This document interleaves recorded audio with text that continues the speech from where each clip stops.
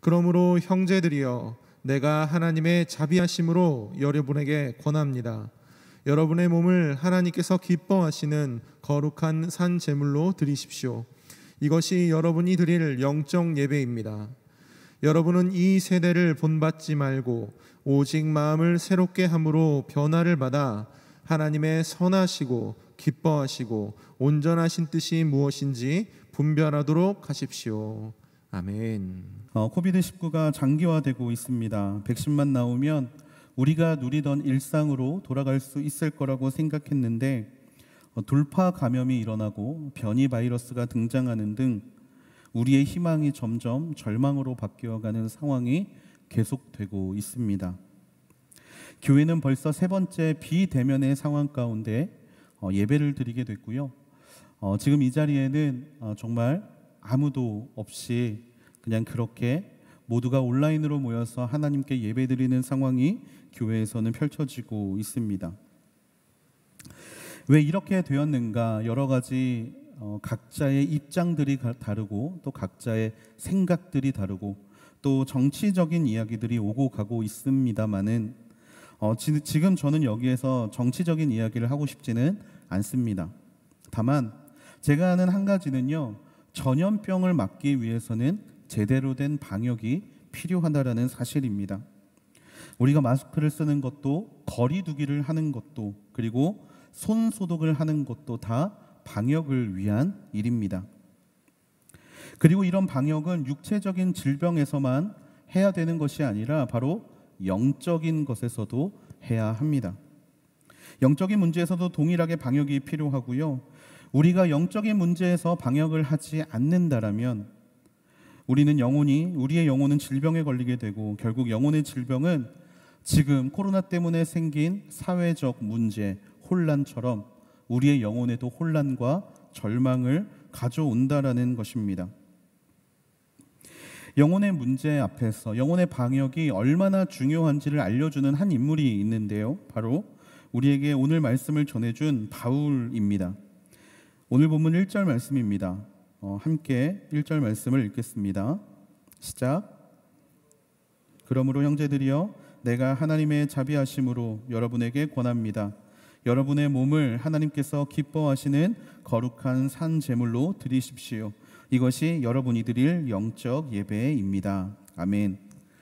우리의 몸을 하나님께 드리는, 하나님께서 기뻐하시는 거룩한 산 제물로 드리십시오.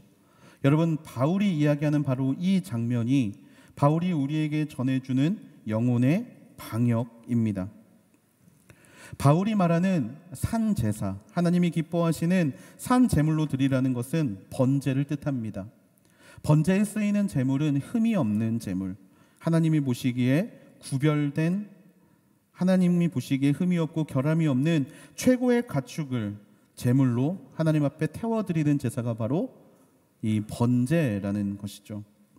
여기서 중요한 포인트가 있습니다. 바로 번제에 사용하는 제물입니다. 번제에 사용되는 제물은 흠없는 것이어야 했습니다. 여러분, 흠이 없기 위해서 이 제물은 태어날 때부터 다른 동물들과는 구별되어져서 키움을 받아야 했습니다. 가보신 분들은 아시겠지만 이 팔레스타인 지역은요, 대부분 물이 부족할 때가 많습니다. 물이 부족하면 식물이 자라지 못하죠. 그래서 나무들은 다 키가 대부분이 작습니다. 그리고 가지들은 굉장히 날카롭고요. 잎사귀들은 스쳐도 피가 날 정도로 굉장히 날카로운 모습들을 볼 수가 있습니다. 동물들이 풀을 뜯어먹기 위해서는 그 날카로운 환경 가운데 들어가야 했고, 그러면 당연히 상처는 날 수밖에 없었다라는 거예요. 그래서 그런 동물들, 특별히 하나님 앞에 제물로 바치기를 원하는 흠이 없고 정결한 짐승들을 만들기 위해서는 이러한 제물들을 특별히 관리해야 될 필요가 있었다라는 겁니다.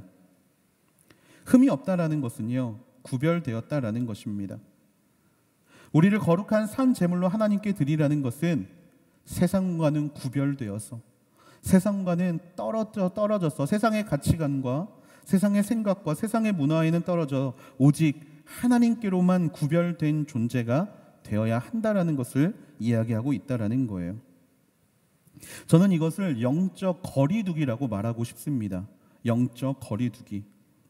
영적 거리두기는 물리적인 거리두기를 말하는 것이 아닙니다. 영적인 거리두기는요, 물리적 거리두기가 아니라 구별됨의 거리두기입니다. 영적인 거리두기를 한다는 말은 세상 속에서 살지 말라는 말이 아닙니다. 여러분, 우리는요, 세상 속에서 하나님의 영향력, 하나님의 빛을 밝히는 세상 속의 그리스도인이 되어야 할 줄로 믿습니다. 하지만 세상 속에서 살지 말라는 이야기가 아니라 혼자 산에 들어가서 사는 것이 영적인 거리두기라고 말하는 것이 아니라 오늘 말씀에서 함께 본 산재물, 여기에서 살아있다라는 것은 living, 살아있다라는 뜻이고요. 재물이라는 것은 죽이는 것이라는 뜻입니다. 산재물은 원래는 말이 되지 않는 단어예요. 산재물은 살아있는 죽임. 언뜻 보면 말이 되지는 않지만 이 말의 뜻은 매일매일 살아있는 나를 죽이는 것을 의미합니다. 매일 나를 죽여야 한다라는 뜻입니다. 매일 새롭게 나를 변화시켜야 한다라는 뜻입니다. 매일 나를 부인하고 십자가를 지고 하나님을 따라야 한다라는 것을 말합니다. 영적인 거리두기는 이렇듯 매일 반복적인 삶, 죄를 같은 문제로 넘어지고 반복해서 죄를 짓는 삶과 거리를 두고 하나님께서 기뻐하시는 삶으로 나아가는 것이 바로 구별되는 삶, 영적인 거리두기라는 것입니다. 그렇다면 구별되기 위해서 우리는 하나님께 기뻐하는 삶을 살아야 하는데 하나님께서 기뻐하는 삶은 무엇일까요? 2절 말씀에 그 내용이 나와 있습니다. 2절 말씀을 함께 보겠습니다. 시작. 여러분은 이 세대를 본받지 말고 오직 마음을 새롭게 함으로 변화를 받아 하나님의 선하시고 기뻐하시고 온전하신 뜻이 무엇인지 분별하도록 하십시오. 아멘. 2절 말씀을 보면 하나님께서 기뻐하시는 삶이 어떤 삶인지가 나옵니다.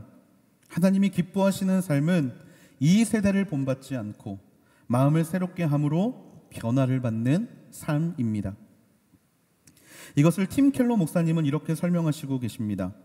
세상을 특정 짓는 사고와 감정 행위의 방식들을 거부하고 하나님의 뜻을 따르는 것을 자신의 삶의 모습으로 받아들이는 것, 이것이 바로 팀 켈러 목사님이 말하는 이 세대를 본받지 않는 삶입니다. 다시 한번 정리해드리면요, 세상을 특징 짓는 사고를 본받지 않고 하나님의 뜻을 따르는 것, 이것이 바로 하나님이 기뻐하시는 영혼의 방역을 안전하고도 완벽하게 이루는 방법이라는 것입니다. 2절 말씀에 쓰인 본받다, 변화를 받다라는 이 동사 안에는요, 속사람의 변화를 전제하고 있습니다. 우리나라 말로 뼛속까지 변화해야 한다라는 뜻이에요. 세상을 특징 짓는 사고와 감정 행위의 방식들을 뼛속까지 거부하고 하나님의 뜻을 따르는 것을 뼛속까지 해야 하는 것, 이것이 바로 영적 방역이라는 것입니다. 저는 우리 요셉 공동체가 이 영혼의 방역에 성공할 수 있는 믿음의 자녀들이 되기를 주님의 이름으로 축복합니다. 그리고 이 영적 방역에 성공하기 위해서 우리는 영적 거리두기를 지켜야 합니다. 그리고 우리에겐 영적 거리두기를 지켜서 영적 방역에 성공해야만 하는 명확하고도 분명한 이유가 있습니다. 성경에서 제가 말씀드린 영적 방역을 가장 먼저 했던 사람이 바로 요셉이기 때문입니다. 요셉은 스스로를 산 제물로 하나님께 드리는 인물이었죠.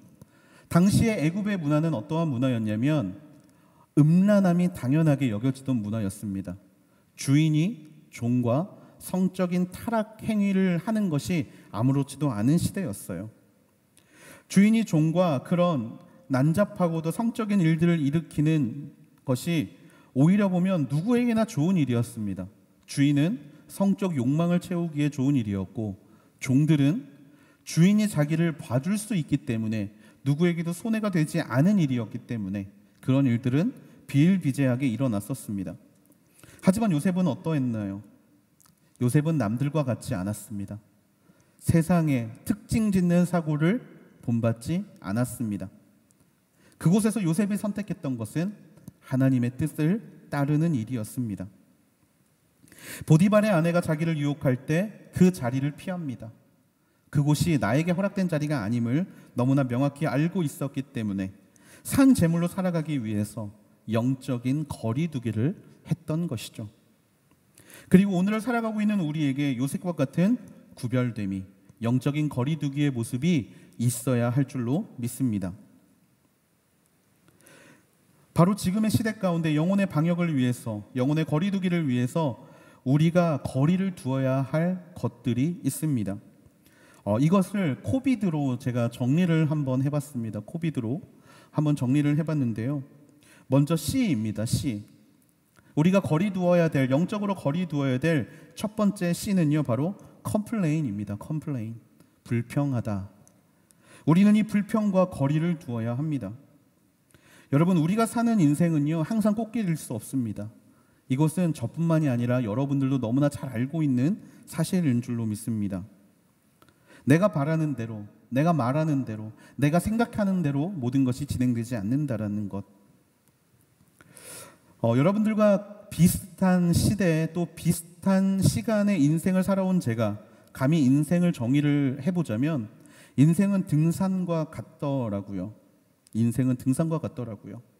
평지가 나오다가 오르막이 나오고요. 그리고 내리막길도 나오고, 그리고 한 봉우리를 넘어서 이제 봉우리를 다 넘었구나 싶을 때 또 다른 봉우리가 나오는 이러한 모습들이 제가 생각하기에 인생과 등산이 맥이 맞닿아 있는 것들을 발견할 수 있었습니다. 힘든 순간이 찾아올 때 세상의 많은 사람들, 모든 사람들은 그 순간 불평을 하게 되어 있습니다. 특별히 코비드 때문에 힘든 지금의 시대 가운데, 무언가 답답함이 가득한 시대 가운데 우리의 입에서는 항상 불평과 불만이 끊이지 않는 것들을 발견하게 됩니다. 그리스도인인 우리는 어떠해야 합니까? 세상이 불평과 불만이 가득할 때, 이 세상을 살아가고 있는 그리스도인이라면 우리의 입술에는 불평과 불만이 가득해야 되는 것이 아니라 바로 감사와 기쁨과 찬양이 가득해야 할 줄로 믿습니다. 혹시 지금 나의 삶을 감싸고 있는 감정이, 내 삶을 지배하고 있는 감정이 불평과 불만과 원망이라면 그것들과 거리를 둘 수 있는 우리 모두가 되기를 주님의 이름으로 축복합니다. 불평에 가득한 환경에 사는 인생은 하나님을 초청할 수 없습니다. 구별되지 않았기 때문이지요. 불평과 거리를 두는 것, 그것이 바로 하나님이 기뻐하시는 구별됨입니다. 시편 50편 23절에서는요, 우리의 입술의 제사를 이렇게 드려야 한다라고 표현하고 있습니다. 23절 말씀입니다. 함께 읽겠습니다. 시작. 감사의 제사를 드리는 사람은 내게 영광을 돌리는 것이니 길을 곧게 닦는 사람에게는 내가 내 구원을 보여주겠다. 아멘.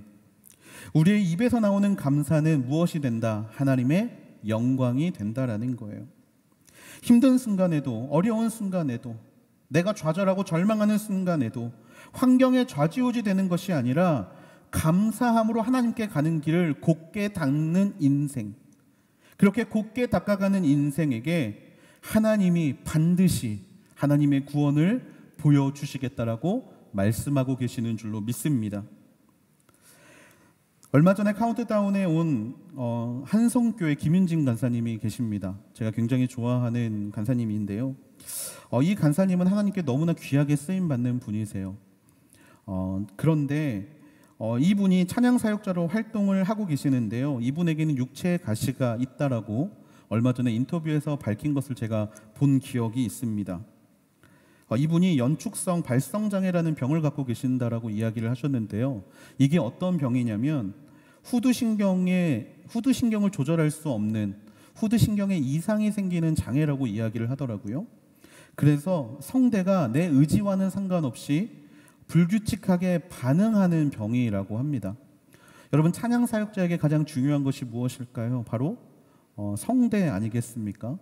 그런데 그것을 내 마음대로 조절할 수 없다라는 거예요. 찬양 인도자로 생활하기 어려운 순간이 찾아올 때가 있다라고 합니다. 내 마음대로 목소리를 낼 수 없는 그런 절망과 좌절의 순간들이 너무나 많이 찾아온다라고 해요. 그런데 이 간사님이 진짜 크리스천이라고 제가 생각하는 이유는요, 이분의 고백에 있습니다. 이 간사님이 고백을 이렇게 하세요.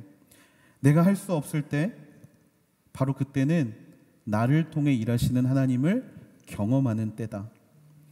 충분히 절망할 수 있고 충분히 좌절할 수 있고 그렇게 하나님 앞에 불평과 불만을 이야기하고 있을 때 도리어 하나님 앞에 감사하는 인생. 저는 그래서 하나님께서 간사님을 귀하게 쓰시는 줄로 믿습니다. 그리고 이 동일한 반응이 오늘 고난과 좌절과 절망 가운데 있는 우리들에게도 동일하게 나타나야 할 줄로 믿습니다. 힘든 순간에 있다 할지라도 불평과 불만과 거리 두기를 통해서 하나님 앞에 도리어 감사를 올려드릴 수 있는 믿음의 요셉 지체들이 되기를 주님의 이름으로 축복합니다. 우리들이 영적으로 거리 두어야 될 두 번째 대상이 있습니다. 바로 오인데요. 바로 옵신입니다. 음란함이죠. 음란함. 여러분, 혼자 있는 시간이 길어지다 보니까, 개인에 있는 시간이 많아지다 보니까 우리를 무너뜨리려는 수많은 죄들이 우리를 찾아오는 것들을 발견하게 됩니다. 그 중에 하나, 정말 가장 크게 우리에게 다가오는 죄악, 바로 음란함입니다. 음란함. 음란함은요, 죄의 속성을 모두를 가지고 있습니다. 죄의 속성, 사람들에게 드러나기를 싫어하는 속성, 은밀하게 진행하기를 원하는 속성, 잘못된 것임을 누구나 알고 있지만 그럼에도 불구하고 하고 있는 속성, 이 모든 것들이 다 죄의 속성과 맞닿아 있습니다. 특별히 영상 매체가 발달하다 보니까 이 음란함에 빠지는 사람들이 많아졌습니다. 옛날에는 동영상 같은 것들로 이 음란함의 죄악에 많이들 빠졌는데요. 요즘에는 정말 온라인 방송국들에서 BJ들, 정말 성인 방송 BJ들이 너무나 많아졌고요. 여러 가지 어플이나 또 우리가 정말 접할 수 있는 수많은 방법들을 통하여서 이 음란함의 일들이 우리에게 다가오고 있습니다. 그런데 여러분, 하나님이 허락하신 성은요, 즐기기 위한 도구로 우리에게 허락하신 게 아니라 부부에게 주신 선물이자 축복임을 우리는 기억해야 합니다. 그것은 즐기기 위해 존재하는 게 아니에요. 하나님이 주시는 기쁨, 그리고 하나님이 주시는 관계에서 오는 아름다움을 누리기 위한 부부에게 주신 축복이지, 그것을 모두가 누릴 수 있는 축복이 아니라는 사실을 우리는 기억해야 합니다. 또한 이 성이라는 것은요, 하나님의 창조 행위에 동참할 수 있는 축복이에요. 고대로부터 교회는 이 음란함과 싸워왔습니다. 타락의 시대에는 항상 음란함이 있었고요. 이 음란함은 하나님의 형상대로 창조받은 사람들을 성적인 대상으로, 쾌락의 도구로 타락시켜 왔습니다. 사람이 중요한 것이 아니라 그 사람이 가지고 있는 성적 특징이 시대를 특징지어 버리는 상황으로 흘러왔다라는 거예요. 여러분, 요즘 세상이 바로 그런 시대 아닙니까? 성착취 동영상, 이런 것들이 아무렇지도 않게 전달되고 그것을 구매하고 그것들을 서로 공유하는 시대가 바로 지금의 시대입니다. 강간과 추행이 비일비재하게 일어나고 있는 시대, 다른 사람의 의사와는 상관없이 이런 것들을 아랑곳하지 않고 그 일이 벌어지고 있는 시대가 바로 오늘의 시대라는 거예요. 마태복음 5장 28절에서 예수님은 우리에게 이렇게 말씀하셨습니다. 같이 말씀 읽겠습니다. 시작. 그러나 나는 너희에게 말한다. 여자를 음란한 눈으로 바라보는 사람은 누구든지 이미 마음으로 간음한 것이다. 아멘. 예수님께서는 이런 일들이 벌어질 것을 이미 알고 계셨던 것 같습니다. 아니, 알고 계신 줄로 믿습니다. 예수님께서는 음란함에 빠져있는 사람들의 현재 모습을 말씀하시면서 우리에게 경고하셨습니다. 다윗이 밧세바를 범한 사건은요, 음란함이 어떤 특정 그리스도인에게는 상관없는 일이 아니라는 것을 보여주는 사건입니다. 예수님은 우리의 눈으로 바라보는 사람, 우리의 음란한 눈으로 상대를 바라보는 사람은 누구든지 간음한 것이라고 말씀하셨습니다. 조심해라. 누구나 빠지기 쉬운 죄악이다. 그것을 우리에게 알려주신 것이죠. 여러분, 아주 작은 음란함이라도 우리의 인생 가운데 틈타지 않을 수 있는 신앙인이 되기를 주님의 이름으로 축복합니다. 그러한 유혹들이 내게 찾아올 때, 정말 그러한 순간들이 나에게 찾아올 때 그것들과 거리 두기를 할 수 있는 믿음의 자녀들이 되기를 축복합니다. 그래야 우리의 안에 하나님이 주신 축복이, 하나님이 주신 은혜가 살아나게 될 줄로 믿습니다. 우리가 거리두기를 해야 될 세 번째입니다. V인데요. vanity, 바로 허영심입니다. 허영심. 이 시대의 죄악을 한마디로 너무나 잘 표현한 성경의 구절이 있습니다. 요한일서 2장 15절에서 16절 말씀인데요. 우리 같이 요한일서 2장 15절에서 16절 말씀을 읽어보겠습니다. 시작. 여러분은 이 세상이나 세상에 있는 것들을 사랑하지 마십시오. 누구든지 세상을 사랑하면 아버지의 사랑이 그 사람 안에 있지 않습니다. 이는 세상에 있는 모든 것들, 곧 육신의 탐욕과 안목의 정욕과 세상살이의 자랑은 아버지에게서 온 것이 아니라 세상으로부터 온 것이기 때문입니다. 아멘. 요한일서 2장에서 세 가지의 죄악의 형태를 우리에게 명확하게 말씀해 주셨는데, 이 세 가지의 죄악의 형태가 바로 오늘 우리가 경험하는 가장 큰 죄악 중에 하나가 아닐까 싶습니다. 여기서 말하는 안목의 정욕과 세상살이의 자랑, 이것을 한마디로 요약하면 바로 허영입니다. 허영. 이 허영이라는 것은 자기 분수에 넘치고 실속이 없는 겉모습뿐인 영화를 허영이라고 이야기를 하죠. 한마디로 거칠애입니다. 여러분, 요즘에 우리의 시대를 뒤덮고 있는 문화가 바로 이 허영의 문화입니다. SNS가 돈이 되는 이유가 무엇일까요? 바로 보여지기 때문입니다. 보여지기 때문. 보이는 것을 가지고 싶은 것이 사람의 욕구이자 말씀에서 이야기하는 안목의 정욕입니다. 내가 가지고 있는 특별한 것들을 사람들에게 보여주고, 그 사람들은 그것을 바라보면서 그것을 갖고 싶어하고 또 그것을 얻고 싶어하는 욕망, 이것이 바로 세상살이의 자랑 아니겠습니까? 남들이 자랑하는 것들을 사는 것에 만족을 얻는 우리의 모습들, 한정판에 목숨을 거는 우리의 모습들, 이러한 모습들은 바로 허영심이라는 것을 너무나 잘 보여주는 단적인 예가 아닌가 싶습니다. 이 보여주기 문화는요, 많은 사람들을 실족시킵니다. 무너뜨리죠. 누리는 사람, 누리지 못하는 사람 간에 보이지 않는 빈부의 격차를 만들고 보이지 않는 계급을 만들므로 그 사람의 마음을 무너뜨리는 것입니다. 그리고 나도 모르게 그 무리에 어울리고 그 무리에 들어가고 싶어서 그것을 누리기 위해서 나의 분수에 넘치도록 나에게 있는 것들을, 바로 그런 것들에 사용하는 인생, 그것이 바로 허영이 가득한 인생이죠. 여러분, 이런 문화가 왜 죄가 되는가? 본질의 역전을 가지고 오기 때문입니다. 하나님이 가장 소중하게 여기시는 것은요, 나의 주변에 있는 것들이 아닙니다. 내가 무엇을 먹고, 내가 무엇을 입고, 내가 어떤 차를 타고 어떤 집에 살고 내가 어떤 것을 누리며 살아가는가가 하나님이 사랑하시는 게 아닙니다. 하나님이 세상에서 가장 소중하게 여기시는 것은 바로 나입니다. 바로 저와 여러분이라는 거예요. 하나님은요, 세상을 이처럼, 세상 가운데 특별히 하나님이 창조하신 사람을 이처럼 사랑하셨습니다. 하나님의 사랑의 대상은 다른 것이 아니라 바로 나라는 사실입니다. 전 요셉 공동체 지체들이 이 허영의 문화에서 벗어날 수 있게 되기를 주님의 이름으로 축복합니다. 다른 사람들에게 내가 어떻게 보이는가, 내가 무엇을 가지고 있는 것처럼 보이는가에 목숨 걸지 않게 되기를 축복합니다. 도리어 내 안에 있는 예수 그리스도를 어떻게 보여줄 수 있는가, 내 안에 있는 예수님을 어떻게 드러낼 수 있는가에 목숨을 걸 수 있는 믿음의 자녀들이 되기를 주님의 이름으로 축복합니다. 우리의 시선을 돌릴 수 있게 되기를 원합니다. 무엇이 나에게 부족한가에서 내가 가지고 있는 무엇으로 누군가를 어떻게 도와줄 수 있는가, 허영이 아니라 내가 어떻게 섬길 수 있는가로 우리의 시선을 돌릴 수 있는 믿음의 자녀가 되기를 소망합니다. 그것이야말로 영적 거리두기가 될 줄로 믿습니다.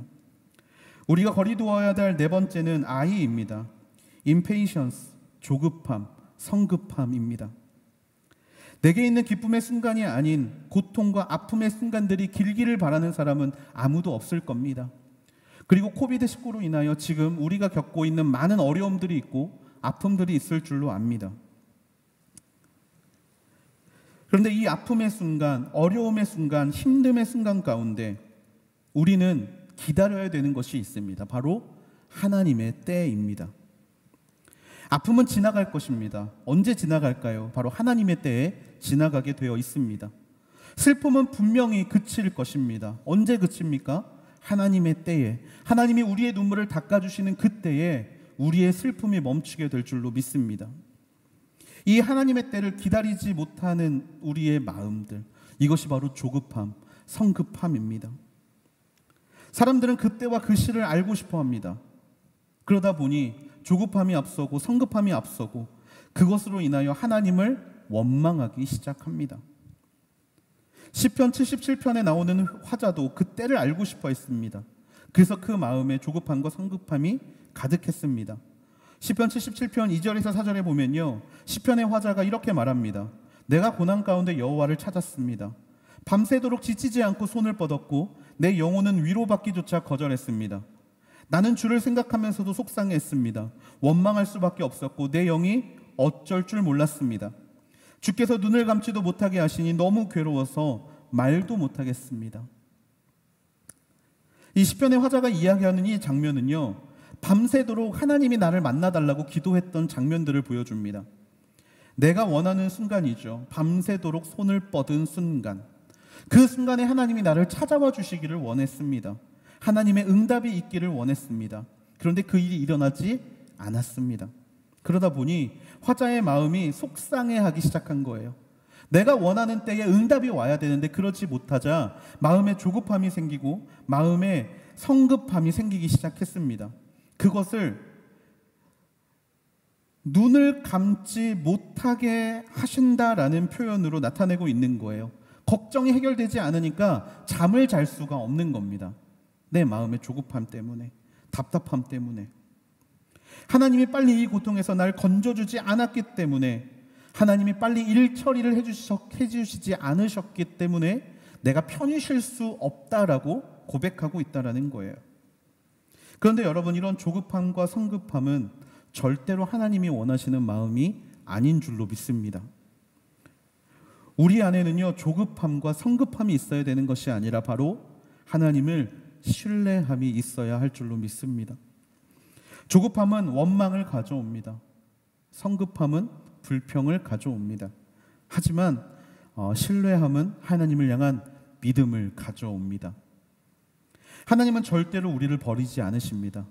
하나님은 절대로 우리를 고아와 같이 내버려 두지 않으십니다. 그 하나님을 우리는 믿어야 합니다. 그 하나님을 믿으면서 그 하나님을 신뢰하며 하나님의 때를 우리는 기다려야 합니다. 그 과정에서 지난날에 하나님께서 나에게 어떻게 일하셨는가를 찾아보는 것도 좋은 방법이죠. 시편 77편의 화자는 자신의 과거를 돌아봅니다. 11절 말씀에 보니까 여호와께서 하신 일들을 내가 기억하겠습니다. 내가 정말 오래전에 주께서 하신 기적들을 기억해 내겠습니다 라고 고백하고 있는 모습을 보게 됩니다. 생각을 더듬는 것뿐만이 아니라 말씀을 더듬는 겁니다. 그리고 발견합니다. 하나님이 나의 인생 가운데 어떻게 역사하셨는지를요. 14절 말씀에 보니까 주께서는 기적을 일으키시는 하나님이십니다 라고 고백하는 모습을 보여줍니다. 저 백성들 가운데 주의 힘을 보여주시지 않으셨습니까? 성급함이 아니라 신뢰함으로 인생을 더듬어 봤더니 그 과정 가운데 일하시는 하나님을 만날 수 있었고, 그 과정 가운데 나를 버려두지 않으시는 하나님을 만났다라는 이 고백이 바로 오늘 살아가는 저와 여러분에게도 있어야 할 줄로 믿습니다. 많은 지체들이 지금 고통을 호소하고 있는 거 잘 알고 있습니다. 또 많은 분들이 지금의 이 순간들을 살아내기가 너무나 어렵다고 이야기하는 것들을 잘 알고 있습니다. 하지만 여러분 기억하십시오. 지금 고난 중에 있는 우리에게 필요한 것은 조급함이나 성급함이 아니라 바로 하나님을 신뢰하는 것입니다. 하나님을 신뢰함을 잃어버리지 않는 것이 바로 영적 방역의 성공이고, 그것이 바로 세상과의 거리두기임을 믿습니다. 하나님의 때를 기억하고 하나님을 신뢰함으로 지금의 시대를 잘 견뎌낼 수 있는 믿음의 자녀들이 되기를 주님의 이름으로 축복합니다. 마지막으로 D입니다. detestation, 바로 혐오, 증오입니다. 우리가 마지막으로 피해야 되는, 영적으로 거리두기를 해야 하는 것은 바로 혐오와 증오입니다. 온 세계가 인종차별에 의한 혐오로 몸살을 앓고 있습니다. 흑인들이 증오 범죄의 대상이 되고 있을 뿐만 아니라 우리와 같은 아시아인들 또한 증오 범죄의 희생양이 되고 있는 것이 이 시대의 모습입니다. 그렇다라고 여러분, 우리가 혐오와 증오에서 벗어나는 대상이 된다라는 것, 세상은 그렇지만 우리는 그렇지 않기 때문에 우리는 혐오와 증오와 상관이 없다라고 생각하는 것은 잘못된 생각입니다. 여러분, 한국이라는 좁은 땅덩어리에 살고 있는 우리 안에도 너무나 큰 혐오와 증오가 있음을 발견하게 됩니다. 우리나라가 빠져있는 혐오는 크게 세 가지로 볼 수가 있는데요. 첫 번째는 남녀 간의 혐오, 두 번째는 지역 간의 혐오, 마지막 세 번째는 정치적인 혐오입니다. 정치적인 혐오. 이 세 가지의 혐오에 우리가 빠져 있는 모습들을 발견하게 됩니다. 너무나 많이 갈라져 버렸습니다. 서로 비난하기를 멈추지 않고 있습니다. 완전히 둘로 나누어져서 서로를 향해 분열과 또 분열된 서로를 향해 혐오와 증오를 쏟아내고 있는 것들이 오늘 우리가 살고 있는 이 나라의 모습이라는 거예요. 그런데 여러분, 이것은 절대로 하나님이 기뻐하시는 일이 아닙니다. 이건 절대로 하나님의 뜻이 아닙니다. 왜 우리는 이렇게 갈라져야 하고 분열되어서 서로 증오하며 싸워야 하는 것일까요?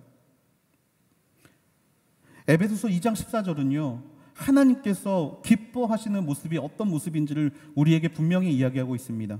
에베소서 2장 14절 말씀입니다. 같이 읽겠습니다. 시작. 그리스도는 우리의 화평이시니 자기의 육체로 둘을 하나로 만드신 분이십니다. 그분은 중간에 막힌 담, 곧 원수된 것을 헐어내셨고. 아멘. 예수님이, 하나님께서 우리에게 원하시는 것, 그것은 바로 분열이 아니라 서로를 향해 증오와 서로를 향한 혐오를 쏟아내는 것이 아니라 서로 하나가 되는 것을 원하시는 줄로 믿습니다. 예수는 친히 당신의 육체로 둘을 하나로 만드셨습니다. 원수된 것, 중간에 있었던 죄의 문제, 죄의 담을 당신의 육체로 허물어 버리셨다라는 거예요. 왜? 하나 되게 하시기 위해서, 연합하게 하시기 위해서, 그렇게 하나님의 뜻을 이 땅 가운데 이루게 하시기 위해서 하나님은 이 모든 일들을 이루셨습니다.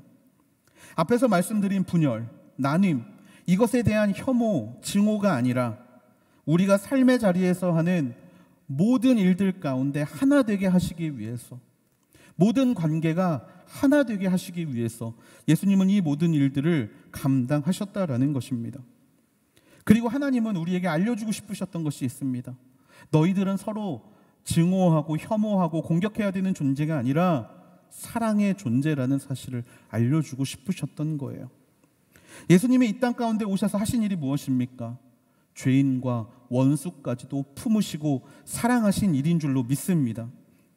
그렇다면 그 예수님을 따라가는 사람, 크리스천, 그리스도인인 우리의 모습도 예수님과 동일해야 할 줄로 믿습니다. 나와 다른 생각을 가지고 있기 때문에, 나와 다른 성별을 가지고 있기 때문에, 나와 다른 지역에서 태어났기 때문에 혐오와 증오의 대상으로 상대를 바라보는 것이 아니라 도리어 하나 되게 하시는 하나님을 믿음으로 그들을 품을 수 있는 인생이 되기를 주님의 이름으로 축복합니다. 증오를 멈추고 예수님이 우리에게 보여주신 사랑의 모습으로 세상 가운데 나아갈 때 우리의 영혼의 방역은 완벽하게 이루어질 줄로 믿습니다. 말씀을 마무리하려고 합니다. 우리는 이 시대에 거룩한 산 제물이 되기 위하여 부름받은 하나님의 자녀들인 줄로 믿습니다. 다시 말하지만 산 제물은요, 매일 죽어야 하는 제물입니다. 매일 나를 새롭게 해야 되는 존재입니다. 매일 나를 부인하고 자기 십자가를 지고 예수님을 따라야 하는 존재인 줄로 믿습니다. 그렇다면 매일 나를 죽인다라는 것, 그것은 바로 매일 영적인 방역에 성공해야 되는 것임을 우리가 알게 되었습니다. 영혼의 구별됨을 이룰 수 있는 요셉 청년부, 영혼의 방역을 완벽하게 이룰 수 있는 요셉 청년부가 되기를 주님의 이름으로 축복합니다. 우리는 세상과 같아서는 안 됩니다. 이 세상을 본받아서는 안 됩니다. 마음을 새롭게 함으로 변화를 받아 하나님의 선하시고 온전하게 하시는 뜻이 무엇인지를 분별해야 할 줄로 믿습니다. 특별히 시대의 모습으로 대변되는 5가지를 오늘 여러분들과 함께 나누었습니다. 코비드, 불평과 음란, 그리고 허영, 조급함과 혐오, 이 모습들이 오늘 우리에게서 떠나갈 수 있게 되기를 주님의 이름으로 축복합니다. 완벽하게 우리 안에 있는 그 죄악들과 거리 두기를 통하여서 영적인 방역을 완벽하게 이루어낼 수 있는 인생, 영적으로 굳건히 서서 하나님의 기쁨이 되고 그렇게 세상 가운데 그리스도를 보여줄 수 있는 믿음의 믿는 자의 존재가 될 수 있는 우리 모두가 되기를 주님의 이름으로 축복합니다.